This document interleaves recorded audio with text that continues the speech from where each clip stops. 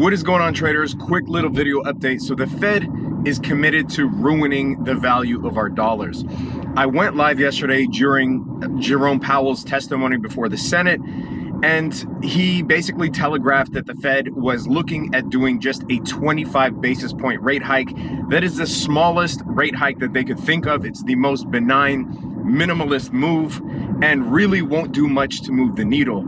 And he testified before another committee today before the Senate and basically talked about how the war in Ukraine is going to even exacerbate the price instability that we are seeing in the markets, right? So if you look at all of the commodities all across the board, we're talking about wheat. I mean, wheat went up another, I don't know, I checked before I left the house. It was up, I think, another 7% today. If you look at oil, gold, every single metal that you can think of, you look at the US dollar, I mean, everything is inflated at the moment. And we were looking at steadily rising prices for the entire month of February. This was before Russia invaded Ukraine. And now we are seeing just another spike just in the last couple days of March, which won't be accounted for in the next CPI numbers. So the next CPI numbers come out March 10th, and they are already looking, if we're just going to look at the February data, they're already looking to be, you know, the CPI numbers will likely come in higher than expected. We saw 7.5 rate of inflation last month, and we might even see something above 8 this month if we are just to look at the commodity prices for the month of April. So, you know, not a great picture, and certainly, you know, warrants a much bigger rate hike than 0.25%. I mean, back in the late 70s, early 80s, when inflation in the US went from 6% to 10% to 13%, the Fed had to raise rates to 20%, a 20% Fed funds rate. I'm not saying we have to do that now. Times are definitely different, but just to show you what it took, the significant measures it took to actually get inflation under control. And it's kind of ridiculous that the Fed has a target of 2% inflation, something that they've, you know, been targeting since last year, ever since they were saying that inflation was transitory, and they maintain that 2% as their target. Well, if inflation came in at 7.5% last month, and that was before this entire run-up in February, and before the Russian invasion of Ukraine, I don't even know why they're sticking to the script of this 25 basis point rate hike. And he reiterated it again today before the other Senate committee, right? So he spoke twice at the time of this recording. He spoke today and he spoke yesterday, both times reiterating a 25 basis point rate hike, which will do absolutely jack shit to tamp down inflation, right? On the trading side, we continue to maintain our hedges. We have hedges against the SPY, the Qs. Obviously, we have the options day trade watch list, which means we wake up every single morning neutral. And based on the levels that we draw pre-market, we either buy puts or calls. And today we banked on the NASDAQ calls multiple times on the NASDAQ puts, on the SPY puts, Tesla puts, we had SoFi puts. It was just all on fire today. So it is very easy when we get these clean breaks and we don't see much intraday volatility. And it allows us to mitigate some of the fuckery going on in the markets. And if you want access to all of our trades, link is in the description below. Would love to have you come be a part of a community of thousands of traders talking trades all day, every day. We also are implementing live coaching calls where we will go over how to evaluate a company with beginners, how to do technical analysis, options trading, the whole gamut. Now, in the short term, we could actually see a relief in stocks because stocks like low interest rates. Remember that interest rates are directly tied to the cost of money. So if the interest rates are down, that means that the value of future earnings and the cost of money the value of future earnings is higher because the cost of money is lower, right? But that is just temporary. The main boogeyman, the backdrop, is still inflation, and the Fed is not willing to do what it takes in order to tamp down inflation. So look out for those CPI numbers come March 10th.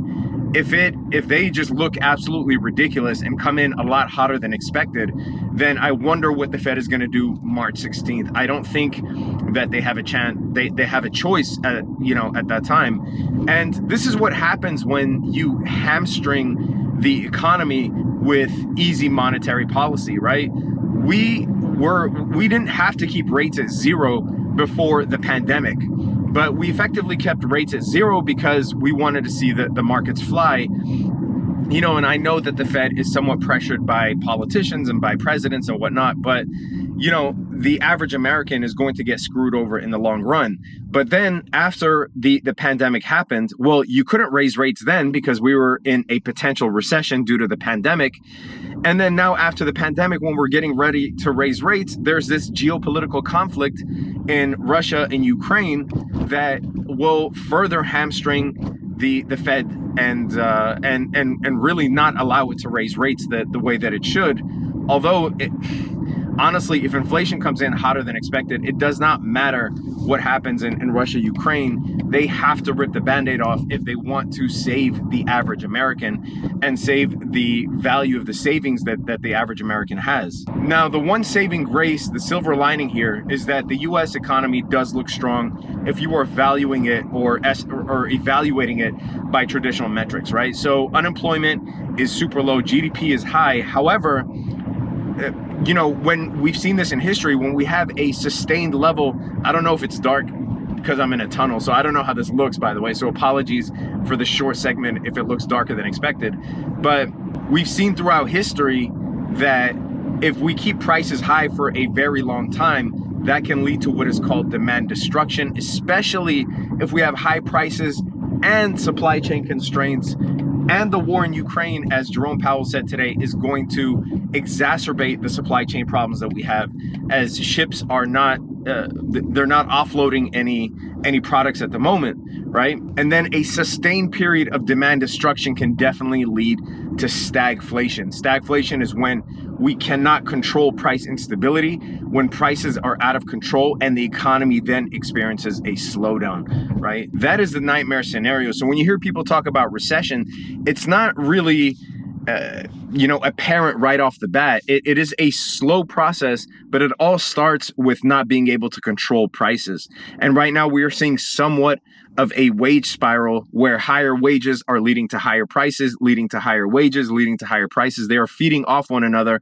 And again, exacerbated by the supply chain issues that we see and easy monetary policy. So it is a recipe for disaster. And this is not being doom and gloom. If this is sustained for a long time, it is a recipe for disaster. So watch out for the CPI data March 10th. Let me know, sound off in the comment section. Let me know what you think is going to happen. You know, as I said, stocks can see a relief in the short term from the continued easy monetary policy, but it will not bode well for the economy or the stock market in the long run if prices are out of control and we cannot sort of put the genie back in the bottle.